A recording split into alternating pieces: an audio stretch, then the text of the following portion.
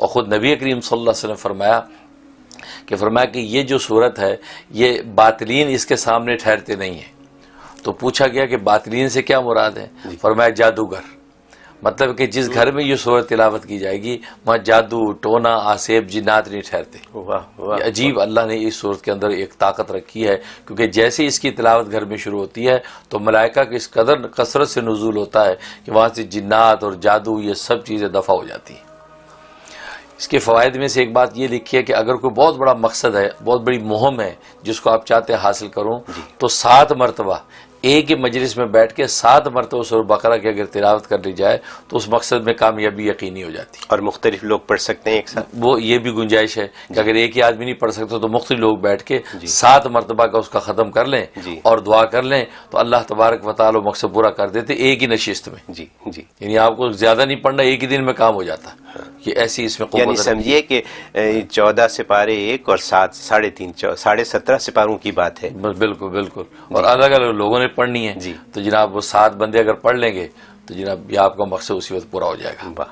اور دوسرا اس کا ایک لکھا ہے کہ سورہ بقرہ کا کہ اگر جی آپ کو دشمن ستاتے ہیں، دشمنوں کو خوف رہتا ہے، کسی قسم کا بیرونی اندرونی ڈر رہتا ہے، تو سورہ بقرہ جو تلاوت روزانہ کر کے پانی دم کر کے پانی پی لے تو ہر طرح کے دشمن مغلوب ہو جاتے ہیں اور کسی قسم کا کوئی دشمن نقصان نہیں پہنچا سکتا.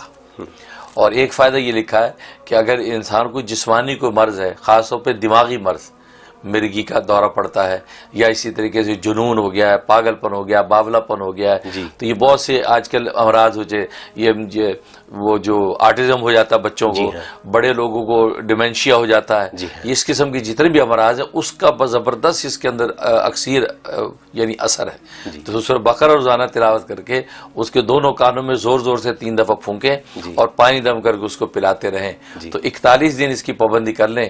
21 دن کے اندر ہی اللہ تبارک و تعالی اس کے اندر حیرت انگیز مثبت تبدیلی پیدا کر دیتے. تو یعنی یہ جو آپ نے دماغ کی بات بتائی، جن لوگوں کو بھولنے کا عارضہ ہے، جن کی دماغ کی کمزوری ہے، پڑھائی میں کمزور ہیں وغیرہ وغیرہ، تو وہ اپنے لیے خود بھی کر سکتے ہیں؟ جی بالکل خود بھی کر سکتے ہیں. خود اگر تلاوت کر کے عمل کر لیں بہت اچھا ہے. پانی پہ دم کر کے پانی کانوں میں اپنے تو نہیں پھونک سکتے، بس اپنے اوپر ہاتھوں میں دم کر کے ہاتھ پھیر لیں تو اس طریقے سے کر لیں. تو اس طریقے سے اس سورت کے عجیب و غریب فضائل ہیں. اس لیے اللہ نے گویا کہ یہ سورہ فاتحہ میں جو بندے نے مانگا تھا نا کہ اللہ ہمیں ہدایت دے دے، اہدنا الصراط المستقیم کا جو دعا کی تھی، تو اللہ نے الف لام میم سے والناس تک اس دعا کا جواب دیا ہے. پوری دعا کا جواب ہے کہ الف لام میم ذالک الکتاب لا ریب فیہ. تو گویا کہ بتا دیا کہ ہدایت تو مانگ رہا ہے، یہ ہدایت کتاب تیرے ہاتھ میں ہے، اس کو پڑھتا جا اور عمل کرتا جا، منزل مل جائے گی. سبحان اللہ. یہ اس انداز سے اللہ نے یہ سورج شروع فرمائی. اور اس لیے مفسرین نے لکھا ہے کہ اس میں صداقت قرآن کا دعویٰ کیا ہے.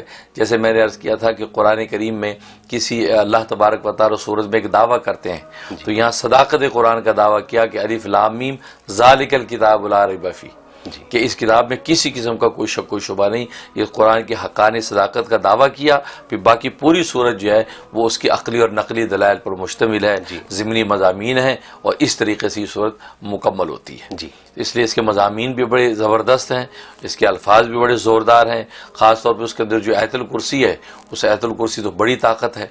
اس لیے لکھا ہے معبرین نے کہ خواب کے اندر اگر کوئی سورت بقرہ پڑھتے ہوئے اپنے آپ کو دیکھے یا اس کا کچھ جز پڑھتے ہوئے دیکھے یا سنتے ہوئے سنے، کوئی پڑھ رہا اس کو اس نے سنا، تو اس کا مطلب ہے کہ اللہ اس کو علم عطا کریں گے، ہدایت کی دولت دیں گے، اس کے لیے مال و دولت آسان کر دیں گے، اس کو کسی غیر کا محتاج نہیں کریں گے.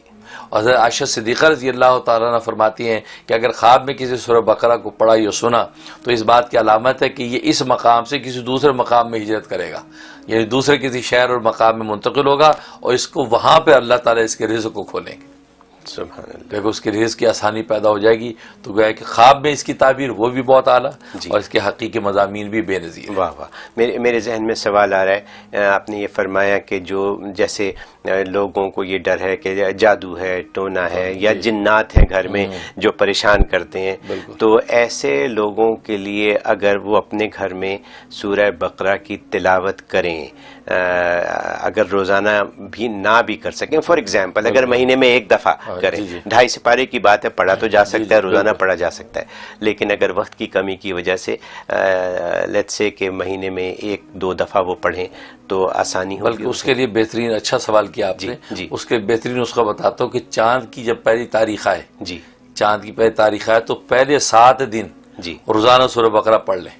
جی. اس کا پانی دم کر گھر مطلب میں چھڑک مکمل دیں. کریں یا تھوڑی تھوڑی پڑھ لیں؟ نہیں, مکمل کریں, ایک دن میں مکمل کریں اچھا. تو 7 دن. جی. تو اس کا مطلب ہے کہ اس کی ساری برکات آپ کو حاصل ہو جائے گی. جی. پانی دم کر گھر میں سب کو پلائیں, جی. گھر میں چھڑکیں, جی. تو دشمنوں سے بھی حفاظت, بیماریوں سے بھی نجات, مصیبتیں نہیں آئیں گی, محتاجی نہیں ہوگی, جی. مال و دولت کی فراوانی ہو جائے گی. جی. گویا کہ قمری مہینے, چاند کے مہینوں کے پہلے 7 دن یہ سورہ بقرہ گھر میں تلاوت کر لیں, باقی پورا مہینہ نہ بھلے کریں. جی. سمجھو آپ کو پوری زندگی اس طریقے سے جو ہے اس کے سارے فضائل فوائد ملتے رہیں گے. یعنی جو میں نے حساب لگایا وہ یہی بیٹھا کہ آپ 7 دنوں میں 17.5 سپارے پڑھ لیں. یہی بات ہوئی نا. یہی ہوا, بالکل. مطلب کیونکہ 2.5 سپارے کی ایک اگر آیت ہے تو 2.5 کو اگر آپ 7 دن میں 7 دفعہ پڑھیں, بالکل, تو یہ ڈپینڈ کرتا ہے کہ لوگوں کے پڑھنے کی سپیڈ کیا ہے.